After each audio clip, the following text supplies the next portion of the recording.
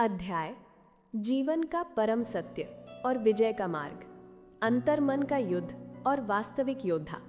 श्रीमद् भगवद गीता में श्री कृष्ण कहते हैं कि संसार का सबसे बड़ा युद्ध कुरुक्षेत्र के मैदान में नहीं बल्कि मनुष्य के भीतर चल रहा है।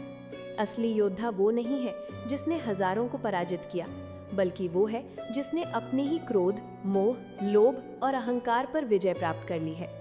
जब तुम अपने दर्द को मुस्कान के पीछे छिपाकर कर्तव्य पथ पर आगे बढ़ते हो तो तुम साधारण मनुष्य नहीं, एक दृढ़ आत्मा बन जाते हो। आंसू बहाना सरल है, हार मान लेना और भी सरल, लेकिन गिरकर फिर से खड़े होना और अपनी हार को अपनी सबसे बड़ी सीख बना लेना ही वास्तविक विजय है। याद रखना, जिसकी सफलता उसकी मेहनत और सत्य पर आधारित है, उससे उसकी जीत कोई नहीं छीन सकता। मन की शांति सफलता की पहली शर्त। श्री कृष्ण के अनुसार अशांत मन के साथ लिया गया कोई भी निर्णय और प्राप्त की गई कोई भी उपलब्धि अधूरी है। अशांत मन में जीवन की राहें धुंधली और कठिन लगती हैं। जैसे गंदे पानी में प्रतिबिंब साफ नहीं दिखता, वैसे ही व्याकुल मन में सत्य का दर्शन नहीं होता। भीतर की शांति।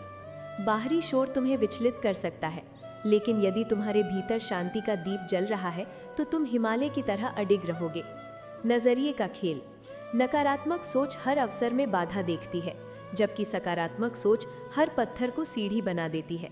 अपनी सोच बदलो, संसार अपने आप बदल जाएगा। संघर्ष निखारने की प्रक्रिया। पत्थर तब तक मूर्ति नहीं बनता जब तक वो छेनी और हथौड़ी की मार नहीं सहता। ठीक वैसे ही जीवन की कठिनाइयां तुम्हें तोड़ने नहीं बल्कि तुम्हें तराशने आती हैं।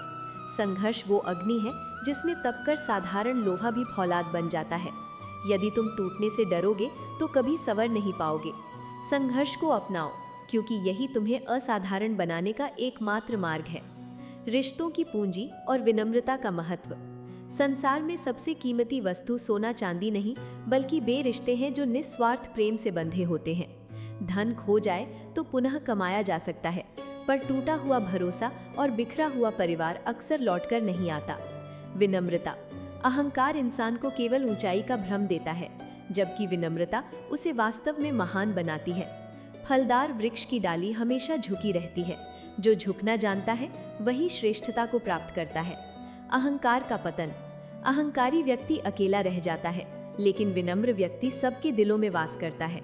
समय और धैर्य दो अमूल्य मित्र। धैर्य वो शक्ति है जो असंभव को संभव बना देती है। प्रकृति हमें सिखाती है कि बीज बोते ही फल नहीं मिलता, उसे ऋतुओं का इंतजार करना पड़ता है। जो व्यक्ति समय को अपना मित्र बना लेता है, समय उसे कभी खाली हाथ नहीं लौटाता। वर्तमान की शक्ति। जो बीत गया उसे पकड़कर बैठने वाला आने वाले अवसरों को भी खो देता है। जीवन एक बहती नदी है, इसे बहने दो।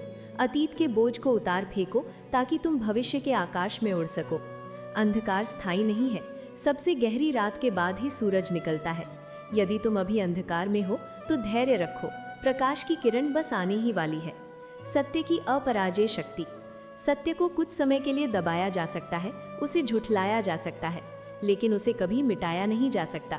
झूठ का महल चाहे कितना भी भव्य क्यों ना हो, उसकी नींव रेत पर होती है। सत्य वो सूर्य है जो बादलों की ओट से निकलकर पूरे युग को प्रकाशित करता है। जो सत्य पर अडिग है, भले ही पूरी दुनिया उसके खिलाफ खड़ी हो, वो अंततः विजयी होगा। कर्म और भाग्य का विज्ञान। भाग्य की प्रतीक्षा करना कायरता है।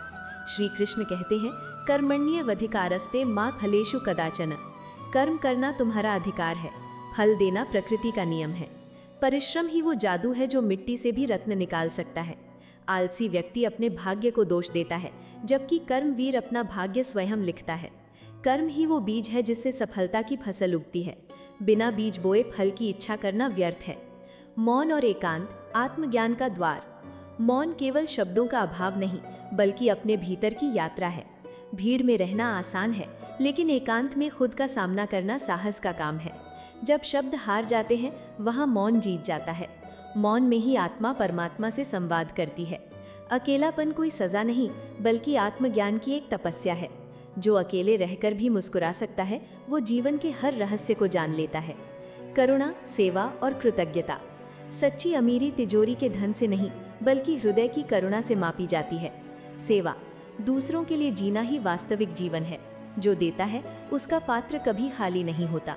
कृतज्ञता। आभार, जो मिला है उसके लिए ईश्वर का धन्यवाद करो।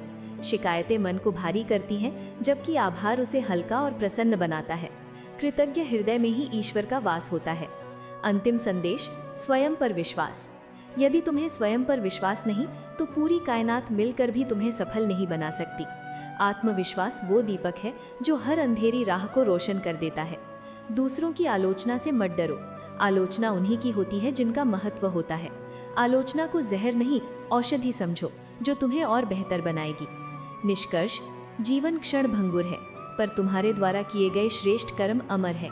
मृत्यु अंत नहीं, बल्कि एक नए अध्याय का आरंभ है। इसलिए वर्तमान में जियो, निस्वार्थ प्रेम करो और अपने सत्य पर डटे रहो।